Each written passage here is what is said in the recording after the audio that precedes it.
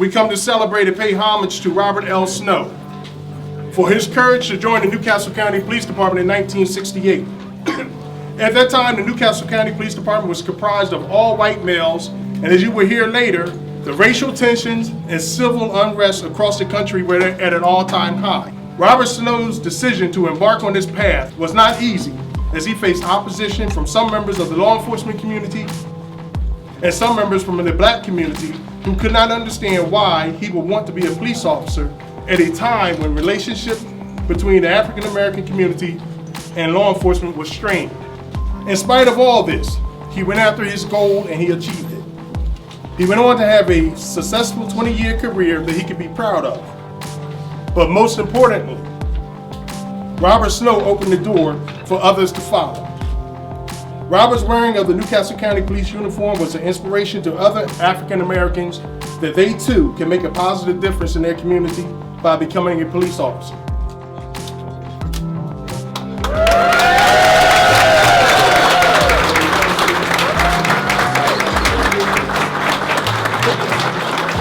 In a modern day agency that is up against one of the most trying times in policing, I'd like to present to you probably without a doubt the most talented and diverse command staff I've ever seen in my 25 years in law enforcement. Lieutenant Colonel Matthew Jameson is not here. He's on vacation with his family and sends his regards. Captain Robert McLucas also sends his regards. That being said, I'd like to introduce the rest of my staff. Major Vaughn Bond, Operations Commander. Major Wendy Feeser, please rise. Vaughn, I want you to be recognized. Get up, Major, get up. Captain Patrick Proud, Captain Trish Davies, Captain Laura O'Sullivan, Captain John Treadwell. Thank you for your service. That's good. Always bringing up the 24A. So. We do talk a lot in this business about courage. We talk about bravery, and I submit to you that it had to be a very courageous and brave thing in 1968 to be an African American joining an all-white male police department. It had to be. I can't even imagine what it must have been like. But then he went on to serve for those 20 years with distinction and pride. I would say that that's the face of courage, and I'd like to recognize retired Corporal Robert Snow. I'd like to welcome my friend Bob Snow and his family and everybody that came here to honor him today.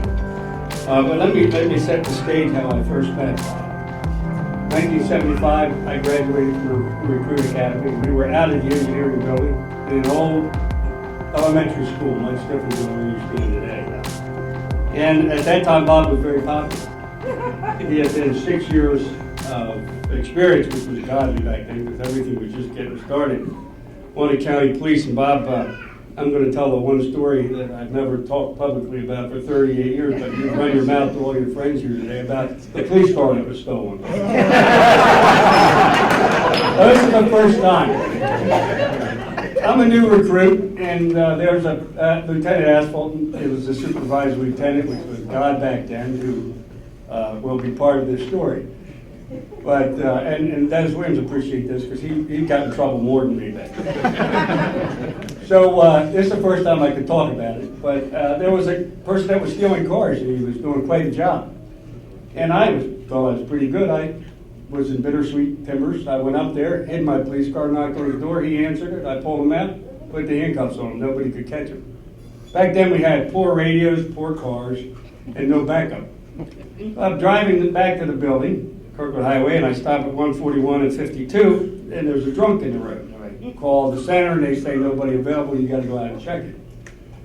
So I go out and I get the guy out of the car, and my car that I just left the prisoner in starts backing up 141, and then it starts coming at me. So I have to make a decision as I stand in the road. Do I shoot? Nobody believed the guy's behind the wheel. I let him go. He drove up 41, left me standing, and I could hear the 440 of that car, Chrysler, kicking in as he went up 41. I was on the SWAT team. All the equipment in the back seat. So I grabbed the drunk's car, and I drive to a phone booth at the apartments on 10 Pike. And this is all true because it was actually on a Johnny Carson show 2 days later. So I go to the phone booth, I called the center, and I said, Durkee, I think was his name, that someone just stole my car, and he hung up on me because he thought I was playing a prank. So I called back, and I said, this is the last quarter I have, you've got to take this serious. Someone just stole my police car. Probably the first time it's ever happened. And as you hear, sirens all over, they call on the new shift. Lieutenant, I'm told by the lieutenant that you're getting admonished in his office when you took the phone call and said, you're going to like this. And the lieutenant puts you in the car, and you guys drive up to the phone booth and say, did you lose something? Now, it was very serious because the guy was a very serious criminal, and he had quite the equipment. Only problem is, he wore the hat, and how they were pulling over each other that night. How do you pull over a police car? And he was hiding at a rich estate, and he had the hat on. I had my coffee and donuts. And was listening to the police radio, and he took a wheel off. If you remember, Bob, he was trying to get the handcuffs off. And Goodman arrested him, created what could have been the end of my career into a terrible, funny story. But Bob stole all his friends here today. So after 34 years, or 38 years, I can talk about it. But that's the kind of things Bob helped me with. But we went on to become good friends because there were 4 squads, 2 less than 200 cops divided by 4. Frank, did I get that story right? I got to save some humility. When I pulled up, he started explaining, he said the car was coming down this way. I pulled my gun, and I started to follow the car, and I didn't know what to do.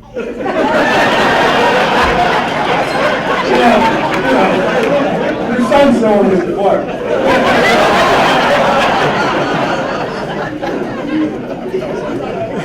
But I put your story into the paper, and my cousin called me and said they heard it on Johnny Carson, and I couldn't get out of bed for 3 days. And imagine the kidding I got. But that when you're at 4 squads, when you're on one squad, any of the squads, ours happen to be one, you become very close with that family of people, more close than you are with the whole police department, which is a real family thing. And Bob, we were personal friends, we hung out together, and I enjoyed those moments, and you stayed on until I guess when I became chief, you said, I gotta get out of here.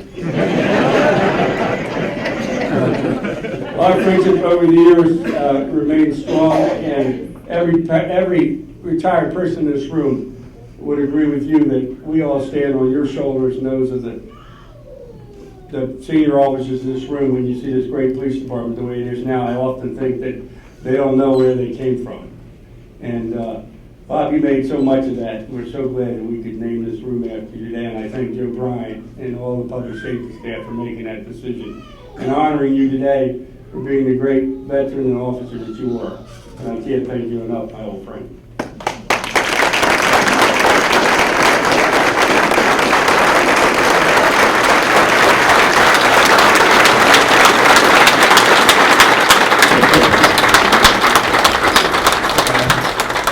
Previous presenters, I want to first thank everyone for coming out here today. As with Duffy, you do get emotional about a celebration like this because of who we're talking about. So what I'm going to do, I'm going to first go through some words and phrases that come to mind or came to mind when I think about Bob Snow. He's a man of courage and conviction. He's one who, with a tremendous amount of determination. He's a fighter for justice and for fairness. He's a true public servant. He's a leader in his own right. He's inspirational and he's dedicated. Now work with me on this one. Those who know Bob Snow, in his mind, he thought he was a great bowler.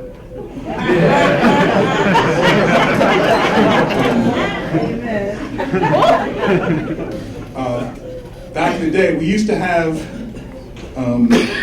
barbecues, and everyone there worked, except for one person. Bob Snow sat at the table, and a bushel of crabs. Those big, fat, juicy ones. So by the time he got done, it was all gone. Unlike me, if you know my story, he's an experienced motorcyclist. He's a number 42. A number 42. And last but not least, he's a groundbreaker to our profession who set the stage for so many of us here in Newcastle County Police today. As you've seen in the program and elsewhere, on September the 11th, 1968, Robert L. Snow made history by becoming the first African-American police officer of the Newcastle County government.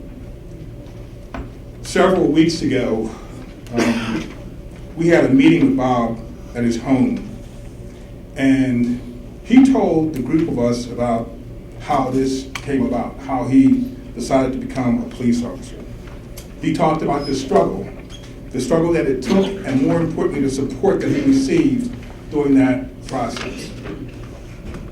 He also talked to us about why he chose to take on this challenge. Back in 1968, he thought it was important for Newcastle County to be a reflection of the community and the people that we serve. That was back in 1968. I walked away from him saying, he's a powerful man with foresight and vision. I met Bob Snow probably about 40 years ago. 40 years ago, shortly after I joined the department. And although I didn't see much of him for a number of reasons, when you did see him, he always had words of encouragement for me, encouragement and support. And if you know Bob, there's always jokes. It's not uncommon for him, at least in my case, to hit me upside the head and do whatever I had to do to be a good police officer. I know there are several law enforcement officers in this room who worked with him before I did, including some members of his academy class. So if you could, those who worked with Bob before I came on the job, can you please stand or step forward? Thank you.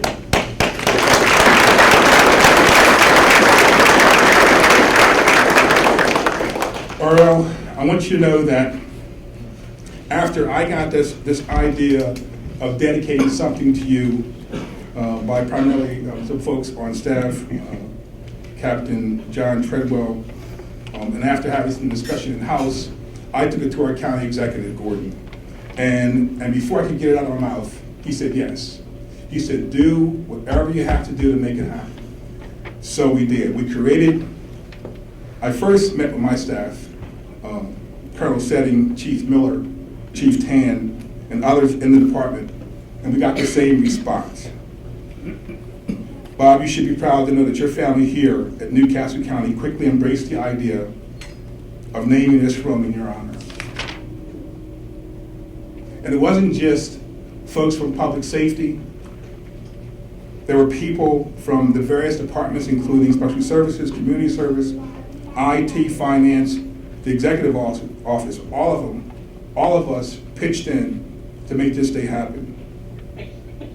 There are individuals here, there are various governmental agencies here, and organizations from across the state and beyond who wanted to and did in fact show their support for this dedication. And if you look off to my right, that table, there are 14 citations, certificates, or proclamations that we received for you, Bob.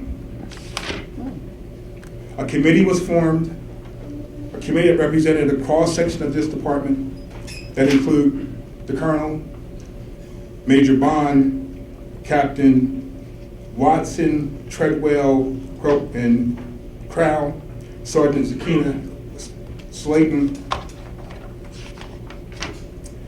Corporal Crowley, Duffy, Irons, Mr. Jim Fitzgerald, retired Captain Buddy Williamson, and Miss Audrey Eubanks.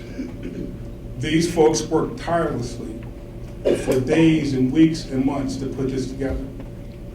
And if you could, join me in giving them a round of applause.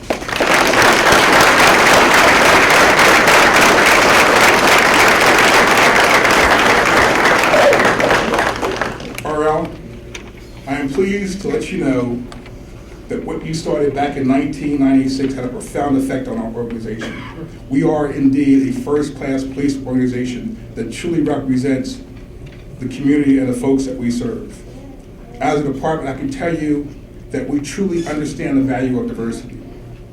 It's not just a passing thought, but it's a way of life here in this organization. Starting with our recruitment process, assignments to specialized units, to our supervisors and our executive team. And that's not just in police, but it's also in paramedics and communications. We have truly embraced this concept of diversity. And for that, Bob, we thank you. Now, several years ago, at a retirement dinner, I believe it was down in Newark, and it was the opening ceremonies, and our good colonel got up to the mic. And he began to talk, but for some reason he must have noticed Bob sitting on an end chair in this place. He stopped his speech and recognized Bob. By the time he got done, there was a standing ovation for this man. A standing ovation by everyone in that room for this man. So I'm going to take a page out of that book. And I'm going to ask everyone to rise to their feet and join with me with a round of applause for our good friend who was instrumental in shaping this organization.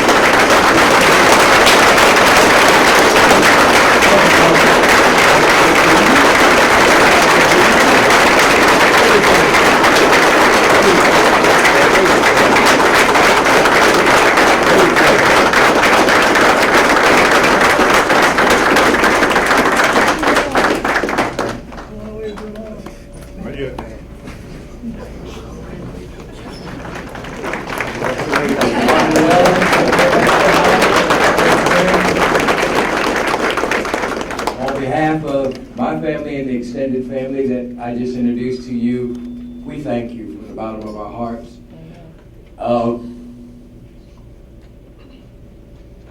To be here today, to have a person honored while they're still yet living is an awesome thing. And only thing I can say to that is to God be the glory, because this man has not been an easy rider, by a long shot. And I know a lot of you know that in this room.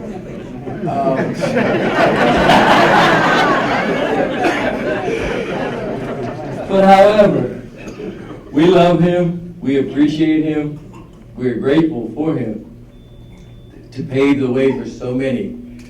I myself have 25 years in the fire service. Police was not what I wanted to do, but I went into fire because I too also wanted to serve my community. So that is the route that I took as an EMT, as a firefighter, as a diver. Presently, I am the safety officer of our department because the values that this man instilled in me to help others. I don't know, not much to say about him except for awesome. And everything he tries to do or does, he does it well. Whether he messes it up or not, he still says it. So, the only word I can describe my father is awesome. Dad, we love you. We can see that your extended family loves you. And we just want to keep you around a little bit longer. Thank you, everybody, for coming.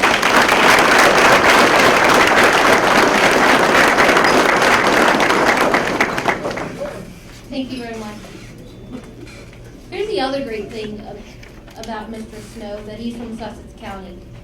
I'm from Sussex County. That makes us great. That's right. Yep. He's from Laurel area. Yes? I'm from Rehoboth, Sussex County. I'm sorry.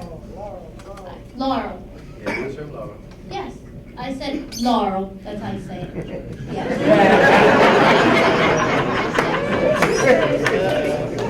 That's my Sussex County, yes. So, one of the other great things that happened to me, and these are all experiences that I'll never forget, was that I went to a meeting with Director Bryant, and I met retired, and I actually sat down. Now, I've met a few of these folks before, but I sat down and had conversation and broke bread with retired Major Smith, Janet Smith, and Carlton Moss, and a few others. And I went home, my mom happened to be at my house, and I was again, speechless. And my mom says, "What happened?" I said, "Absolutely nothing, but here's a picture to show that I was in the presence of these individuals, that I now, again, stand on their shoulders, and just hope to be as great as them one day." But one of those members that I did, again, I wasn't quite bread, but had wings, that I did have dinner with is retired Police Corporal Carlton Moss. He has a few remarks as well. Come on down, sir.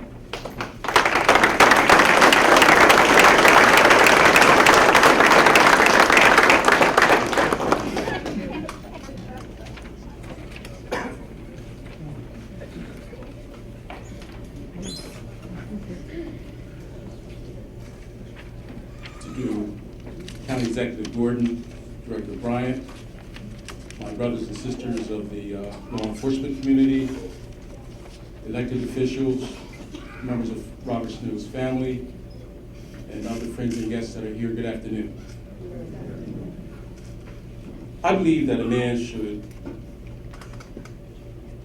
have his flowers while he can see them and smell them. I was prepared to sing today, since I know Bob loves music, but I didn't want to see him tear up. So I'll just read the lyrics. Give me my flowers while I let live, so I can see the beauty that they bring. Friends and loved ones may give me flowers when I'm sick or on my sick bed, but I'd rather have them just have one tulip right now than a truckload of roses if I should pass on. Speak kind words to me while I can hear them, so I can hear the beauty that they bring. Let the flowers shared today, Bob, rest in your heart forever.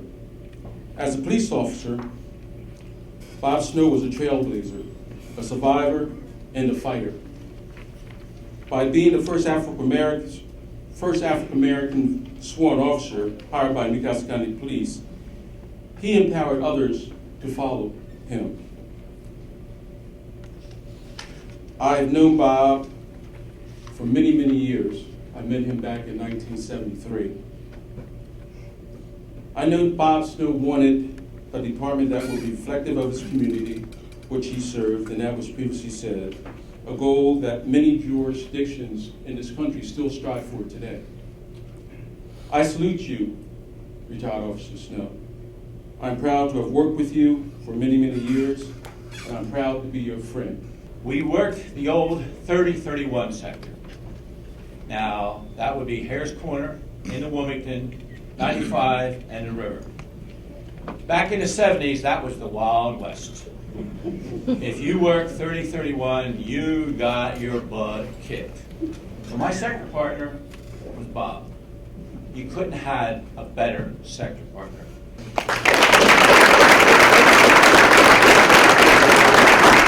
Stand on your shoulders. You opened the doors that many of us walked through, and for that we thank you. The county police department, the entire county, and the state are better because of the courage and the perseverance that you possess. On behalf of the African American police officers that are presently serving with the Newcastle County Police Department and those that are serving throughout public safety, we have a small token of our appreciation for you. Captain Watts.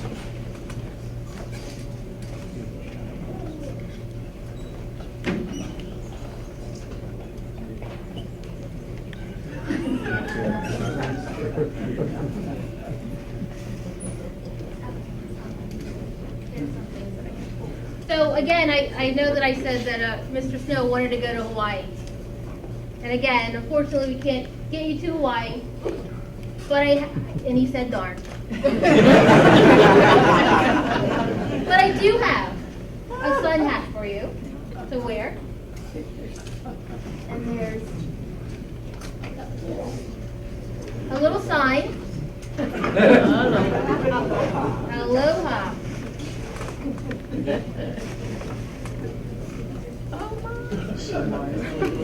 A shirt.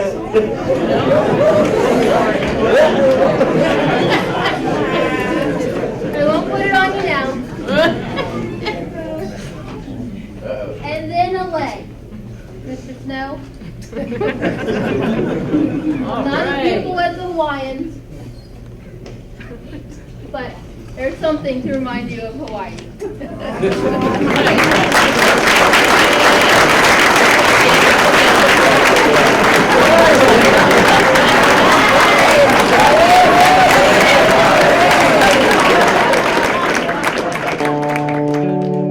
I know him to be a dedicated officer and a true trailblazer that set the goal to empower others to be where we are today as a department in terms of diversity and in terms of the department reflecting the true makeup of the community. I think it was a win-win situation today for not only the citizens of Newcastle County, but the rank and file of the Newcastle County Police Department. I worked with him for many years, won one platoon, and he was the first African American who joined the county police in '68, and I met him in '75, and we became very close personal friends. I'm eternally grateful for all that he has done for so many people in the police department and just in society in general.